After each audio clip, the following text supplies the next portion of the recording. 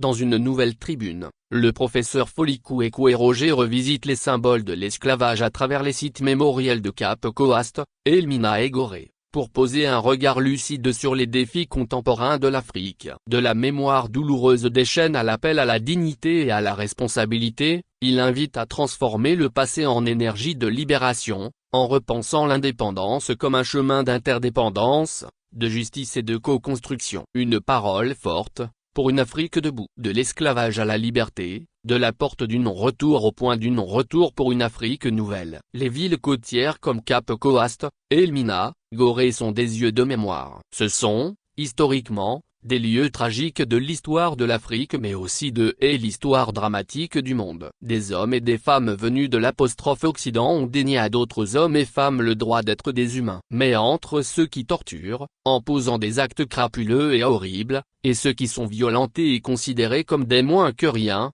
qui sont les barbares et les humains? L'ignominie a atteint le seuil de l'inadmissible car une partie de l'humanité s'est donné le droit de déshumaniser d'autres à cause de la couleur de leur peau et de leur lieu d'origine. À cela on a nié une culture, une civilisation, un savoir, la science, un savoir-faire, la technique, un savoir-être, l'éthique, et un savoir-devenir, la capacité de s'inventer, d'innover. Ils étaient alors considérés comme des sous-hommes et ils sont conduits involontairement vers un ailleurs en franchissant la porte du non-retour qui s'ouvrait sur l'océan où des bateaux les attendaient pour les charger comme du bétail et des bêtes de somme. Qui peut rester indifférent en regardant ces portes à Cap Coast, à Elmina et à Gorée? C'est effroyable. La porte du non-retour, porte de la honte, est ainsi restée un des symboles de l'esclavage, œuvre de déshumanisation, de privation de liberté et surtout d'acte odieux de la négation de l'autre.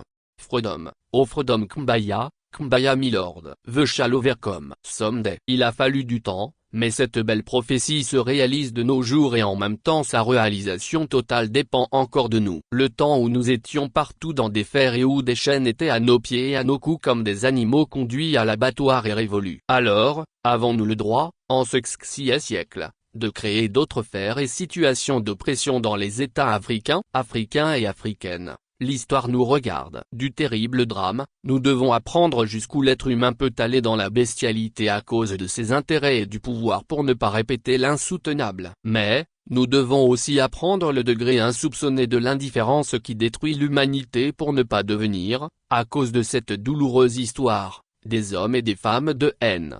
L'homme capable, Homo capax de Paul Ricoeur, du pire est aussi celui qui est capable de dire plus jamais ça et de le traduire vraiment dans les faits. L'humain s'engage pour l'humain partout où il est. De l'esclavage à la liberté, n'est-ce pas le message délivré par l'Afrique en ce siècle dans la continuité de ses luttes pour la reconnaissance de la dignité des Africains et Africaines pour l'indépendance et une nouvelle et véritable coopération entre les différents pays du monde?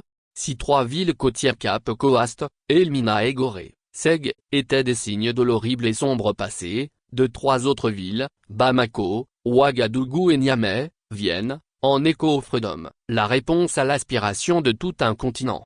C'est une grande responsabilité et non une simple posture, une responsabilité bienveillante qui doit poser la dignité de tout être humain comme un vrai principe fondateur. Toute vie humaine est sacrée. Et dans ces conditions, on peut espérer qu'au Seg, Cap Coast, Elmina et Gorée, succèdent les symboles de tout un continent en lutte. N'est-ce pas un point de départ qui doit être aussi considéré comme un point de non-retour dans la lutte pour la liberté et la prospérité de l'Afrique? Africa, ô liberté de Franklin Bukaka. Mais, le point de non-retour n'est-ce pas aussi la non-répétition des situations dégradantes, avilissantes et humiliantes pour ses propres concitoyens? La recherche de l'indépendance est légitime mais il ne suffit plus de profiter haut et fort l'indépendance pour la rendre effective. Comme le dit le philosophe K.A. Mamanak, elle doit être une tâche pour la pensée et un enjeu pour l'action. Elle devient ainsi une énergie de libération car elle redonne à chacun de nous la capacité de compter sur soi. Compter sur nous-mêmes ne signifie pas un repli suicidaire mais une ouverture aux autres dans ce qu'ils ont comme force innovante et transformatrice provenant de l'humain qui se dévoile à divers endroits du globe terrestre.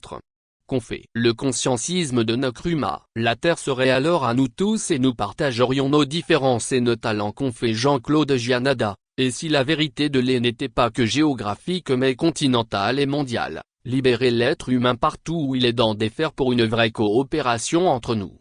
Le chemin de l'indépendance par l'interdépendance passe par la reconnaissance de chacun, chacune et de chaque pays. Une autre Afrique est possible et ça dépend de nous. Une Afrique nouvelle doit naître, celle qui libère les énergies et non celle qui opprime ses propres enfants, celle qui se remet en cause en cherchant à vaincre avec les autres et non celle qui cherche à vaincre sans avoir raison, celle qui recherche de l'émulation et non celle qui se base sur la compétition destructrice, celle qui développe le sens du bien commun et non celle qui ne pense pas la sauvegarde du bien commun. Une Afrique prospère, qui sait venir au secours des autres et non celle qui se met toujours en position de mendiant, est possible. Folikou et Roger, RJC. Actualité Afrique Opinion Pays Politique Société.